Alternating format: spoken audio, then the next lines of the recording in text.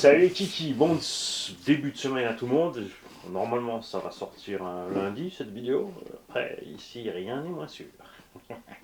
Nous allons préparer aujourd'hui la Hobo Hyper.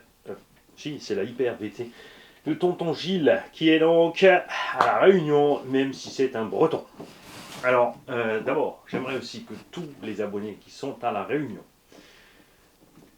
à la Martinique, à Haïti,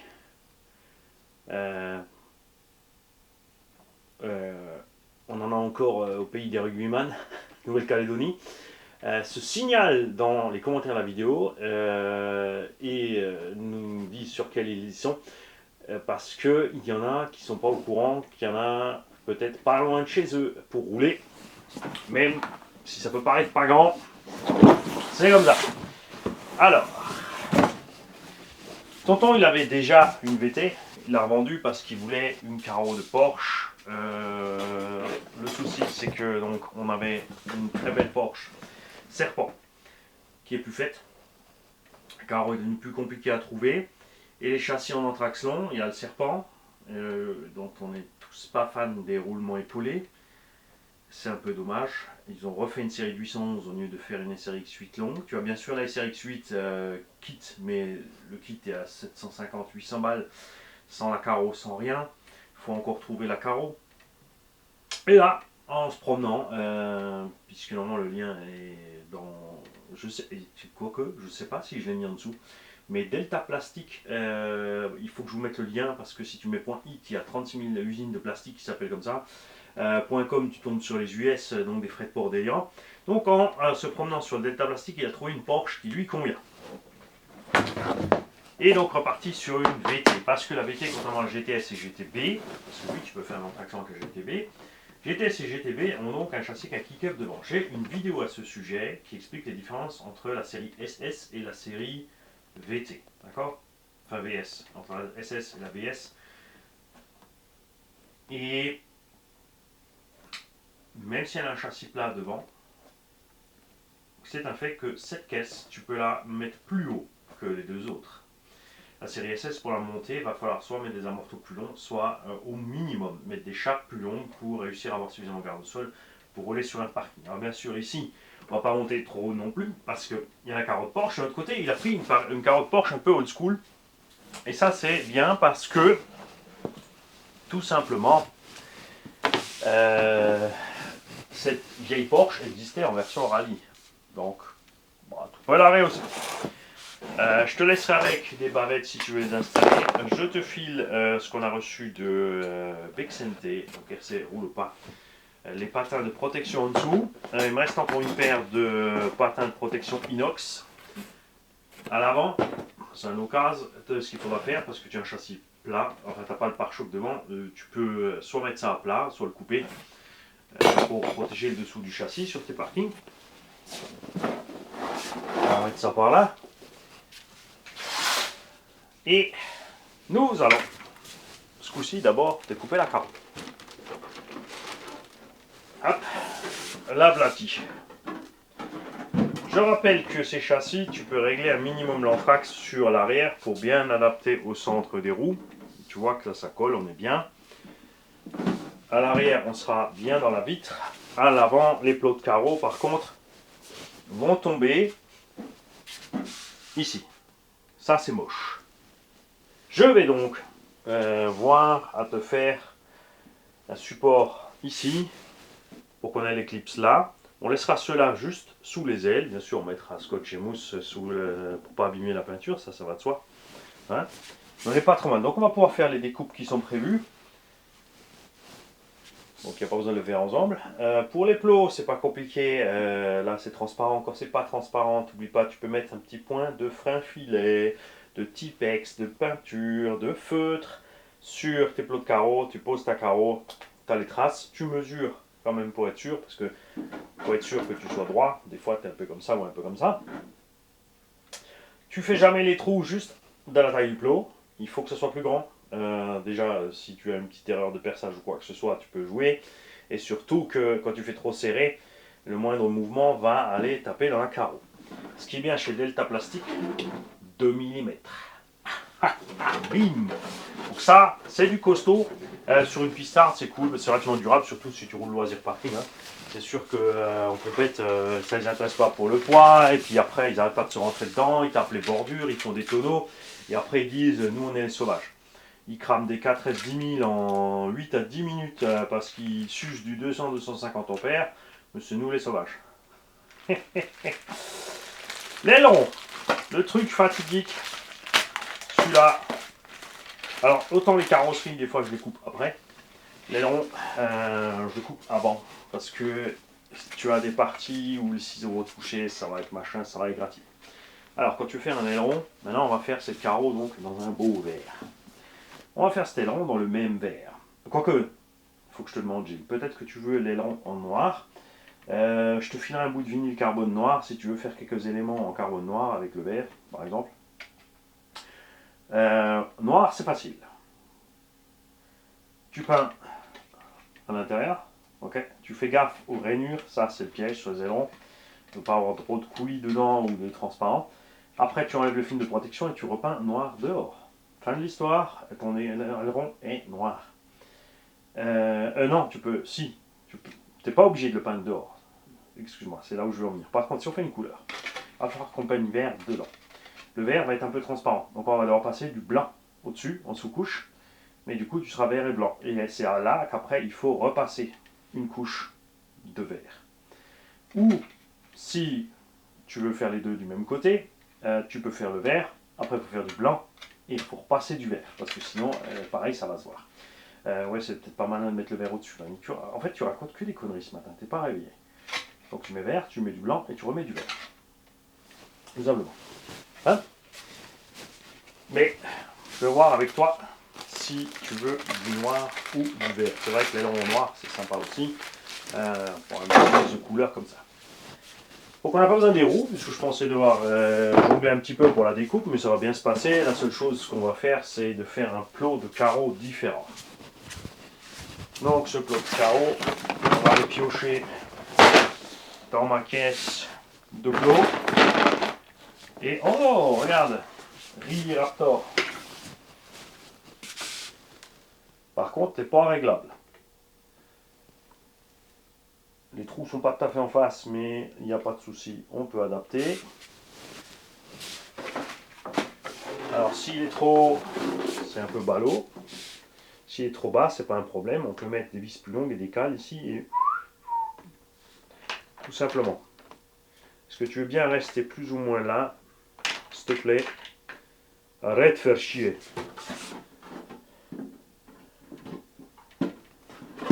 Et je pense qu'on va être bon.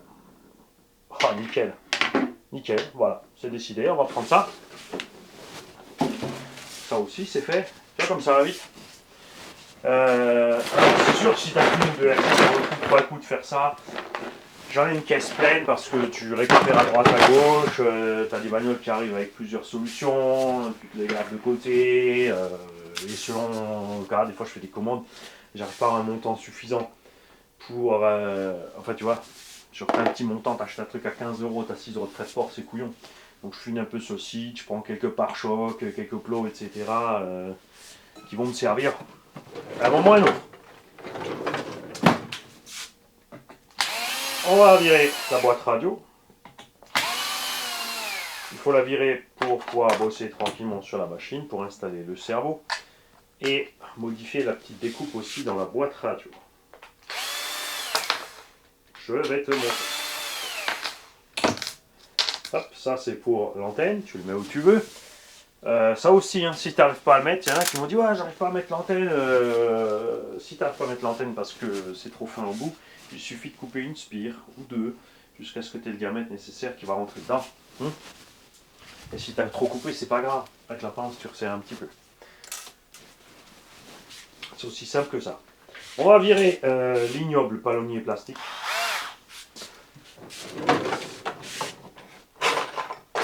Par contre, sur tous les actuels, je crois, ils font plus les plastocs en cas d'office l'alu. Trop petit. Les rotules chez Obao sont 6 pans à l'intérieur. faut une clé de 3 pour tenir la sphère à l'intérieur. Ta vis donc ne doit pas être trop longue parce que sinon tu ne peux plus retenir ta sphère. Et si tu serres juste par devant, il y a de fortes chances qu'à un moment ou à un autre tu perdes la direction parce que tu seras serré dans le palonnier mais pas dans la rotule qui peut aller se balader. Alors ça on va le faire ensemble. Chez Obao, ils n'ont pas prévu le passage de câble ici assez large. Donc il faut juste recouper un petit bout. Donc moi j'utilisais ces isolexants. Ils ont passé le fil d'antenne ici, mais ça c'est la sortie vers le pignon moteur. Mauvaise idée. Donc en général, moi je sors à l'opposé. Ici, là ou là, selon ce que je fais. Ou même ici. La plupart du temps, si l'antenne est assez longue, je sors ici par les câbles cerveau. Et je fixe mon petit truc d'antenne ailleurs. C'est pas parce qu'ils l'ont mis au bout que tu es obligé de mettre au bout. Il y en a, je sais pas, parce que c'est posé là, il faut le remettre là. Il faut un petit peu vous détendre, les mecs.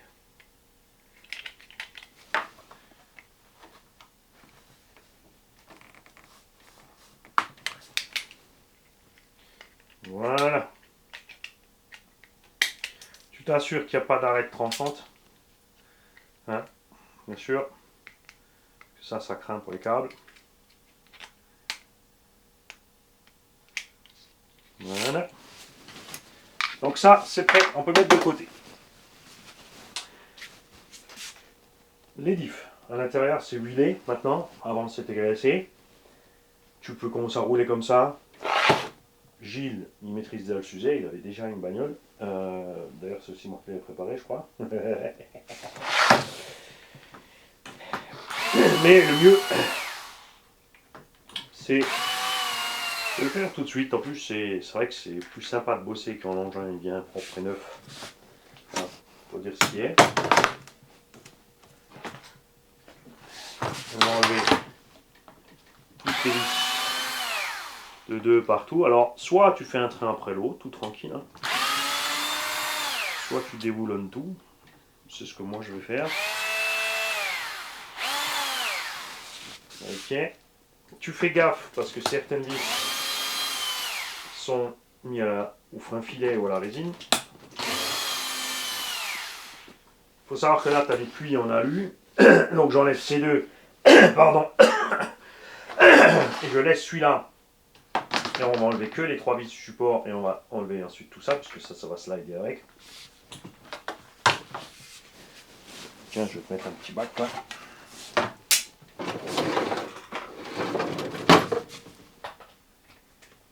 Le pare-choc devant, il est pris dans la cellule.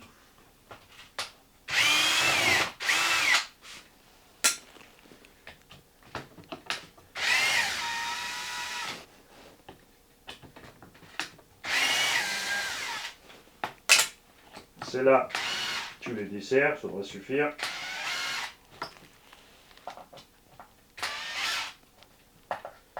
Selon le cas, si tu n'as pas bien sorti, il faudra encore desserrer celle-là ou celle-là, mais ça devrait être bon.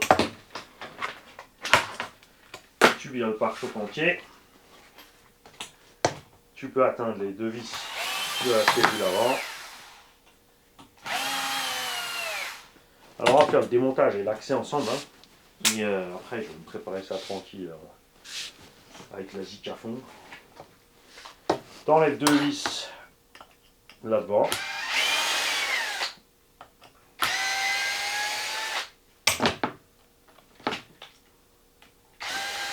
Alors les perceuses électriques, même brushless, c'est pas parce qu'elles vont vite que tu es obligé d'aller à fond. Il y a régulièrement des gens qui me disent ah, pas prendre la visseuse, ça abîme. Il y a les autres qui disent faut pas prendre la visseuse, ça va trop vite, tu fais cuire le plastique. Eh, c'est toi qui as la commande, hein. C'est comme avec la gâchette. Hein. Donc c'est à toi d'y aller un peu mollo. Si tu te poses la question pourquoi cette vis est chromée, c'est parce qu'elle est en pas inversé. Donc celle-là, pour la desserrer, sens contraire des aiguilles d'une montre, qui est donc le sens trigonométrique. Et ici tu serres donc dans le sens anti-trigonométrique. Tout simplement, le pare-choc arrière, tu vires comme le pare-choc avant. Tu vires les mêmes vis.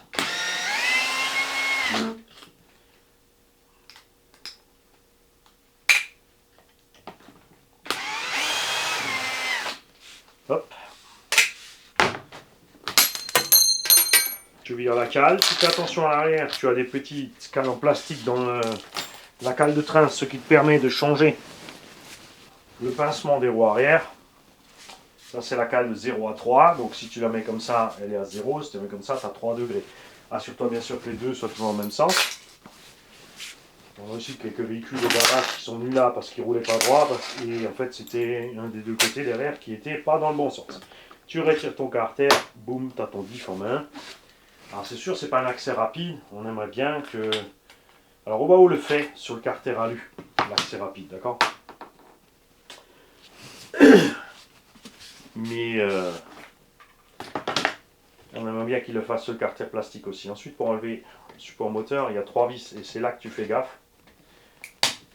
Parce que celle-là, là ça va. Selon les séries, elles sont serrées de ouf.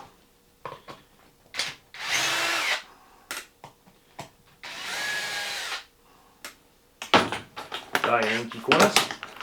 Mais au bout, donc on va essayer de bouger un petit peu le support. Ça peut suffire des fois à la débloquer. Ou donc cela, ça va pas vouloir. On va essayer le tournevis. Si ça force, il faut chauffer. Tu peux chauffer, parce que là il n'y a rien. Tu peux y aller avec une petite flamme. Un chalumeau à crème brûlée. Ou mettre ton fer à souder s'il chauffe suffisamment. Je vais lui faire souder 150 watts. Regardez-moi ça.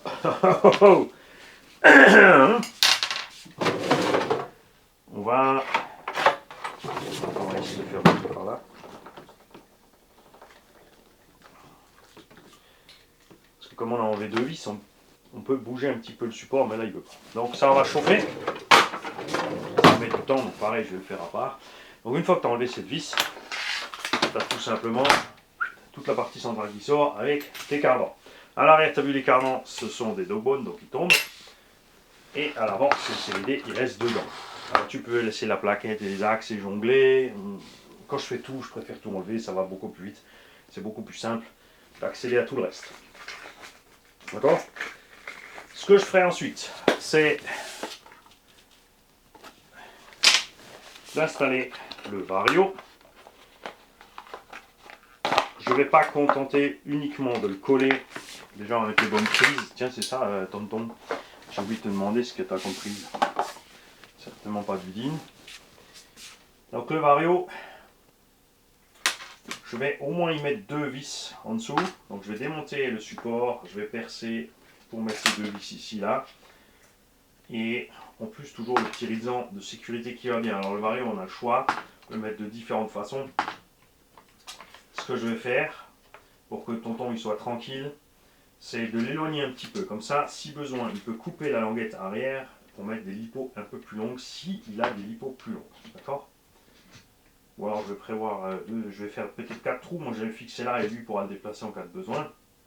Voilà, on va voir ça. Donc je vais voir avec toi pour ça.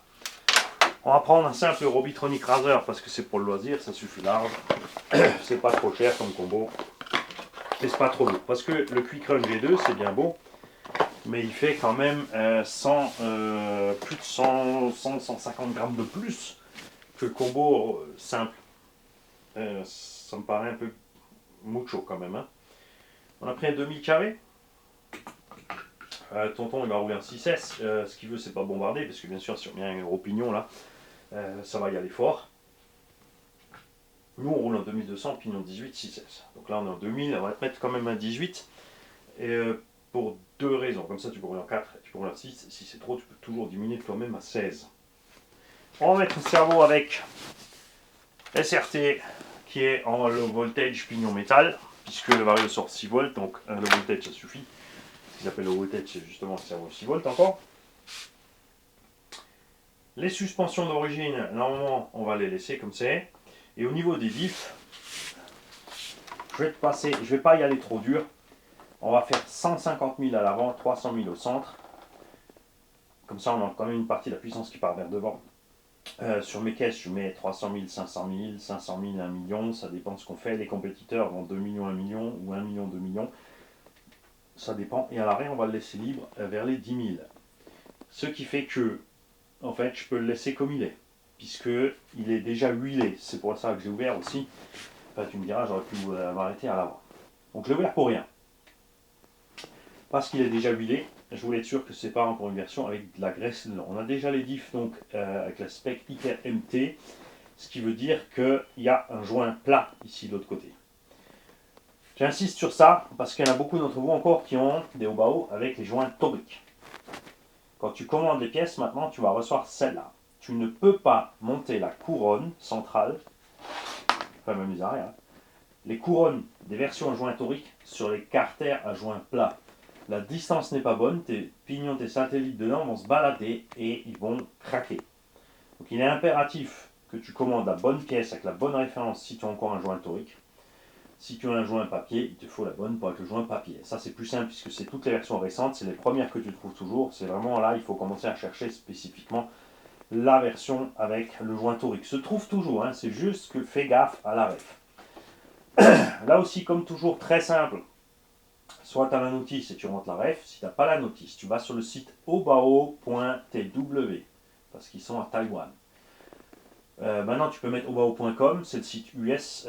Par contre, je ne sais pas s'il est foutu pareil. Sur le site Obao Taïwan, donc TW, tu vas dans ton véhicule et tu as le choix entre les pièces de série et les pièces options. D'accord? Donc, tu vas aller là-dedans. Et tu regardes. Normalement, les deux carters sont référencés. Si ce n'est pas le cas, tu vas dans la série SS. La série SS, de toute façon, est encore au niveau du catalogue avec les anciennes pièces, sauf s'ils ont déjà fait la mise à jour et la modif. Donc, en tout cas, tu fais gaffe. C'est pas compliqué puisque tu as un carter qui est prévu avec un petit joint torique orange. Il y a une rainure dedans. Et celui-là, il est prévu avec un joint papier plat qui est bleu. Donc, tu vas y arriver. Détends-toi, hein. On va donc faire les réglages souples, loisirs, et je te reprends quand j'ai fini. On va faire comme les dernières fois pour gagner un peu de temps, au lieu de faire le démontage, de faire chaque aspect du diff. De toute façon, on l'a déjà fait plein de fois. Si tu cherches comment c'est foutu notre diff, tu vas juste dans ma playlist Obao. J'ai fait une playlist pour les TT en buggy. J'ai fait buggy, truggy. J'ai séparé les MT et j'ai fait les pistards, puisqu'on a les SS. Donc en série VT, pardon. Donc les GTS et GTB qui sont de la série SS et la Hyper VT qui est de la série VS. Enfin, la série V tout simplement. Et l'extrême VS aussi. Tu peux aussi, si tu te poses la question, oui, monter un train avant de extrême VS sur la Hyper VS. Donc avoir les trains sphères à l'avant, c'est un certain coût quand même parce qu'il te faut les cardans, roulement, porte-fusée, donc cardan complet avec la tête, hein. Triangle supérieur, triangle inférieur et les sphères. Quelque part aussi dans la vidéo de comment transformer ça. La question se pose si c'est pas plus simple à ce stade-là de prendre, et moins cher, de prendre une extrême VS et d'acheter juste le châssis court de la VT et les deux cardans centraux pour rapetisser le truc. Ils ont fait une version avec ce train sphère, mais elle est en thermique. Elle a un anthrax étrangement un poil plus long. Alors, si tu te poses la question, prendre la thermique et la passer en brushless, attention, puisque c'est pas du tout le même châssis. Obao a fait un châssis spécifique électro, avec une transmission qui est relativement centrée, et la nitro est décalée, puisque tu dois pouvoir mettre le bloc moteur avec l'équilibre du réservoir et tout le tralalou. Donc tu ne pourras pas forcément adapter l'électro comme tu veux. Ok? Je vais fixer ça aussi tout de suite, là-devant. Les trous sont pas en face, mais j'ai assez de matière, je peux juste le tourner. Je peux faire deux trous frais à la bonne distance, avec les petites cales en dessous, et on va être bien. Ah, ça me plaît cette histoire, ça me plaît. Le plus long, ça va être la peinture, il fait toujours froid et dégueu ici. Il faut que je déplie une petite tente dehors, un le chauffage, une aspiration, et pour te faire la peinture. Je fais la peinture moi parce que c'est une peinture unique qui veut l'anti-envers, donc on va devoir juste masquer proprement les vitres. Attention avec les peintures claires, elles sont plus difficiles sur les halos et les coulures. Attention aussi, très attention avec les peintures métallisées. Il faut vraiment peindre une petite couche fine. Tu passes ta carreau, tu recules, tu vas vers l'arrière, tu laisses sécher, tu recommences à l'avant. faut vraiment faire des petites couches. Tu n'hésites pas à juste mettre ton petit halo, te casser 15-20 minutes, revenir faire un halo au suivant. Faut peindre par petites couches comme ça, si tu veux pas avoir de traces dans la peinture. Avec les peintures claires comme le vert, le orange, tout ça, enfin spécialement les peintures qui sont bien flashy, on va très vite avoir des coulures. Et cette coulure aura pour effet de faire une trace plus sombre dans la peinture qui est déjà claire. Ça va pas se voir à fond tant que tu n'as pas mis la couche d'après, mais une fois que tu auras mis la couche d'après, là ça va être méchant. Ok. Ça, je te ferai pas les étapes de peinture parce que c'est pareil, on a déjà des tutos. De toute façon, il y en a qui l'ont fait beaucoup mieux que moi. Tu vas sur le Brizer RC, la chaîne YouTube. D'accord. N'oublie pas qu'il y a aussi LB Painting et Emi Design. Il y a plein de peintres. N'hésitez pas à les partager toujours dans les commentaires. Il faut savoir aussi que pour cette série de VT par rapport à la série SS, tu peux mettre les cales en carbone dans les triangles pour rigidifier les triangles. L'effet, franchement, au début on n'y croyait pas. Pour avoir roulé un VS et un VS Pro en TT, la différence est flagrante. Sur la piste aussi on l'a fait. On a pris une VS, une VT normale et une VT avec les pièces carbone dedans. Grosse différence. Pour les fans du super léger, propre, clean, vous contactez RC by J. RC by J vous fait les tourelles en alu, donc elles sont plus légères que celles-là. Il vous fait le châssis en carbone complet.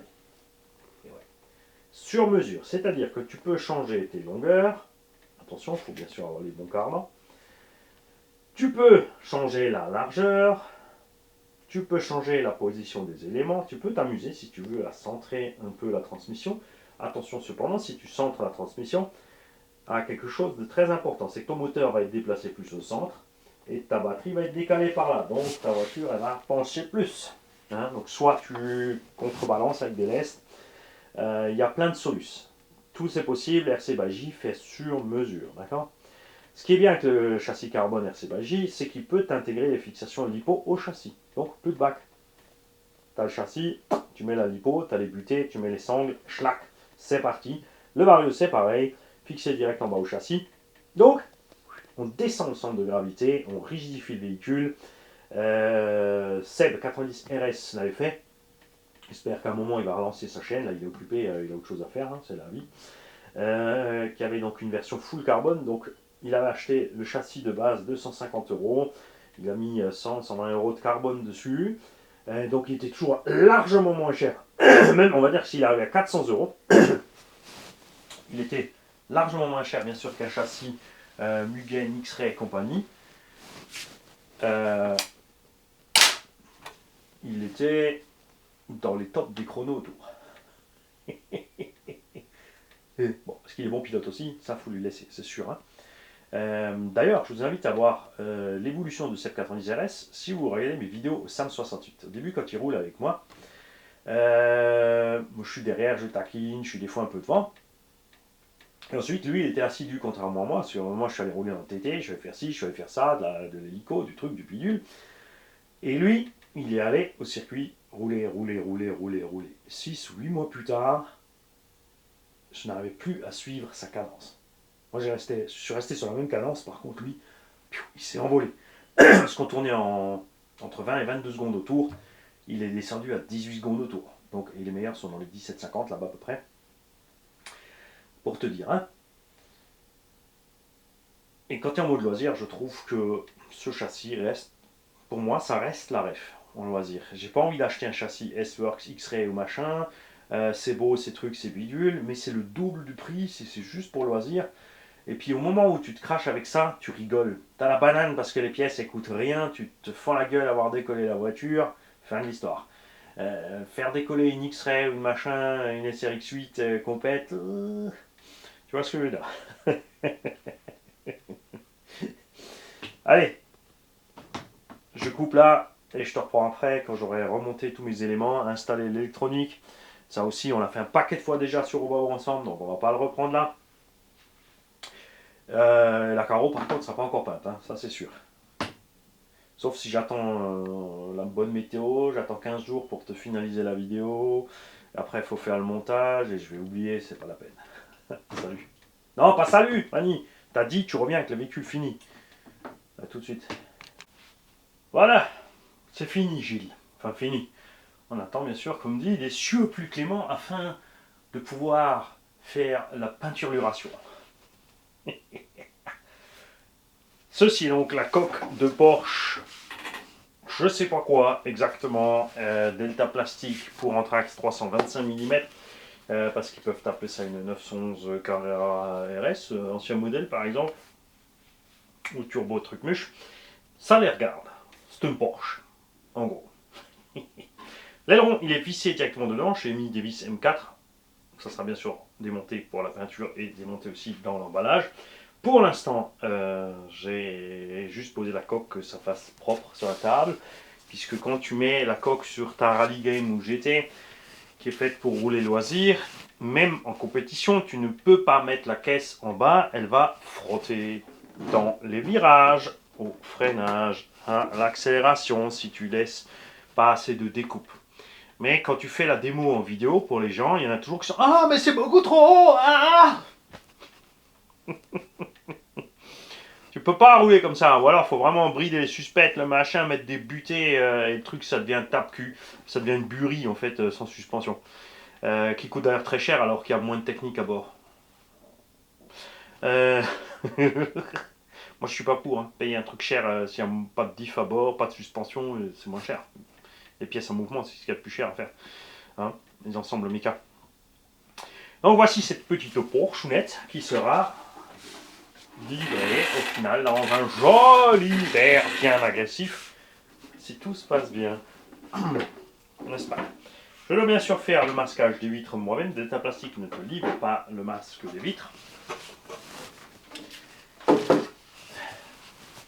Cerveau et palonnier alu monté, petit refroidisseur sur le moteur, donc Victronic 4274 2000 carrés, pignon de 16 qui est fourni avec, pignon de 18 dans la boîte. Le variateur Razer ici.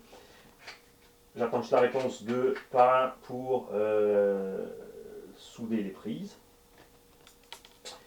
Et voilà. Ensuite, je le laisserai faire son setup suspension à lui, puisque pour le transport, ça ne sert à rien qu'on fasse tout le setup et l'installation machin.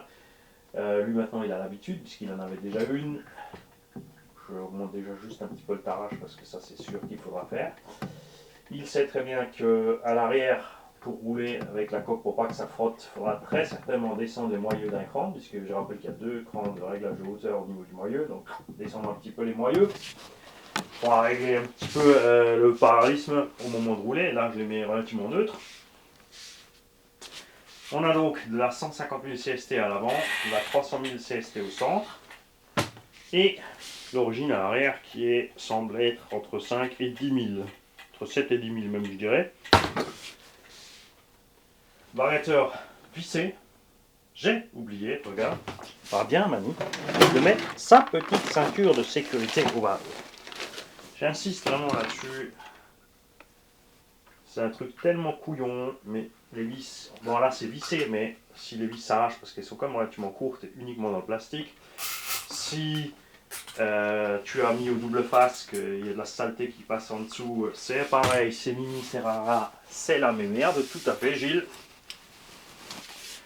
Le réalisant bien sûr tu le passes pas sur trop fort, en fait tu le serres pas trop fort, il sert à empêcher en cas justement de perte de vis, de casse de vis, de décollement de la rétine, de maintenir le Mario pour pas qu'il se balade dans la voiture et que tu arraches des fils parce que c'est très vite coûteux. Si tu veux faire une installation propre, tu passes le fil en dessous. Le problème quand tu fais ça, c'est que ça devient chiant pour l'entretien. Donc, la plupart d'entre nous, on passe le câble au-dessus. De cette façon, on enlève 6 vis sur le bac, 4 vis sous le cerveau, déclipse le ventilo, on enlève les 2 vis ici, et boum, et la biellette de direction, et tout l'électro est posé d'un coup à côté. D'accord, un petit velcro à ouvrir ici. C'est pour ça que je ne mets pas de réalisant. Ici, j'utilise le trilili de l'antenne pour passer le câble. Le tube d'antenne est dans la boîte aussi, Gilles. Tu feras ta longueur et comme tu veux, parce qu'il faudra voir que ça ne frotte pas la carreau, sinon ça va bien sûr bouffer la peinture. Un abonné il dit ouais, tu mets pas de tube d'antenne, tu laisses juste l'antenne comme ça. Parce que vraiment, je la mets relativement courte, juste comme ça, regarde. Zop. Et je laisse ça comme ça et il se passe rien du tout.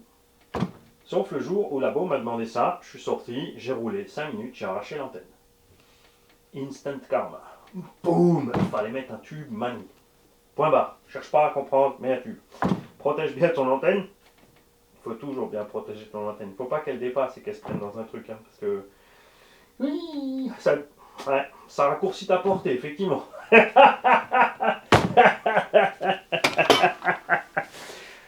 Pour te dire que la vis du support en bas était serrée, j'avais mis ma clé à laine, j'ai chauffé et crac, la clé à laine. Mais j'ai réussi à débloquer quand même. Et j'ai même pas abîmé la vis, j'ai pu la remettre. Regarde, c'est pas beau tout ça. Donc comme dit, tu as encore les patins avec en plus dans la boîte qu'on a reçu de la part de Bixente. Des plaques inox aussi, puisque tu as aussi, je crois, le buggy encore. Donc tu pourras, je sais pas si tu as, si, je crois que tu as déjà les plaques sous le buggy. Enfin bref, tu verras. Ça se trouve, tu n'as pas le buggy, tu as le SC. Mani, c'est plus. C'est pas grave. Bon, allez, voilà. Tu as bien sûr les roues d'origine dans la boîte. Attention, les roues d'origine sont grandes et ne vont pas avec la carreau de Porsche. Ça, c'est des roues typiques 96 à 98 mm de ce qu'il y a en rallye game. Toi, tu as déjà, bien sûr, je sais, enfin, normalement, de l'équipement côté pneumatique, puisque il fait relativement bon en général à la Réunion, et tu n'as pas besoin de pneus genre S1, S2. C'est pour ça d'ailleurs qu'en général, j'en profite pour envoyer mes pneus durs à Gilles, parce que lui, il en a l'utilité. Ici, au-dessus de S5, à 5, 6, 7 perso, jamais utilisé. Ça dépend des marques, bien évidemment. Donc on se tient en jus pour les prises. Dès que je peux, on fait la peinture. Tu me diras, il doit me dire pour les prises et s'il veut l'aileron couleur carreau ou pas. Pourquoi tu as clipsé la carreau? Non. Pourquoi je ne fais pas le masquage des vitres tout de suite? C'est très simple. Quand tu fais ton masquage des vitres, si tu tends un petit peu trop ton scotch quand tu le mets, sinon il faut le mettre détendu, tu coupes, machin. Si tu le tends un petit peu trop ou n'importe quoi et que ça reste, ça va traîner un mois ou deux. Il est possible que le scotch se décolle sur les rebords de fenêtre et c'est là que ta peinture passe en dessous. Donc généralement, j'aime bien faire ça dans les 24-48 heures maximum avant la peinture. Pour éviter tout ce genre d'emmerde. Tout simplement. J'ai pas repercé le support ici du Ridley Raptor. Comme dit, les trous sont un peu plus larges, mais c'est du M4. Et sur le châssis, c'est du 3. Donc il n'y a pas de souci pour mettre les vis un peu comme ça. D'un droite, c'est en plastique. Pour que justement tu n'aies pas les clips pile poil ici au devant des feux. Je mettrai une petite mousse sous la carreau qui permettra donc tout simplement parce que là, bon après c'est du demi-mètre, ça ne va pas trop bouger mais ça peut bouger. Et si on monte les plots juste un ras sous la carreau, ça sera bien posé, bien propre. Moi je pense que ouais, ça ne sera pas nécessaire. On en mettra la mousse quand même pour éviter que ça frotte. Tu peux les enlever aussi après si ça t'amuse. Je te laisserai bien sûr régler ta hauteur de caisse à l'arrière aussi. À l'avant, si tu veux changer la hauteur de caisse, tout ce que tu dois faire, c'est ajouter des rondelles ou des cales sous le support entier et remonter le support. Tout connement, c'est tout ce qu'il y a à faire. Pas besoin de chercher plus loin. Tu pourras aussi brider bien sûr ton débattement de suspension comme tu veux pour éviter justement de rouler comme ça à l'accélération, ce qui est très moche sur Porsche. Tu vois, c'est là que tu sers les vis de butée des triangles de suspension. Très cher compétiteur. Vis de butée de suspension. D'accord? Et là, c'est notamment les vis de butée inférieure de suspension, puisque tu empêches ton triangle de descendre. Et si tu les serres tout à fond, ton châssis est posé par terre, ta voiture est rabaissée. Ne confondez pas la hauteur de caisse statique. Ça, tu presses dessus, tu relâches. Ça, c'est la hauteur statique. La hauteur de caisse maxi, là, tu la lèves et c'est quand les roues vont juste décrocher du sol. Ça, c'est ta hauteur de caisse maxi. Et la hauteur de caisse dynamique, puisque celle-là, elle est variable. Accélération, t'es comme ça, freinage, t'es comme ça. Ça, justement, tu peux brider avec tes vis. Tu vas serrer tes vis de butée pour empêcher les triangles de monter. Résultat, tu auras beau accélérer, l'avant ne se lèvera pas, sauf si tu as vraiment tellement de puissance à bord et des pneus souples pour partir en drague. Évidemment. Je vous souhaite à tous une belle journée et je vous dis à demain si j'ai le temps de faire une vidéo. Salut!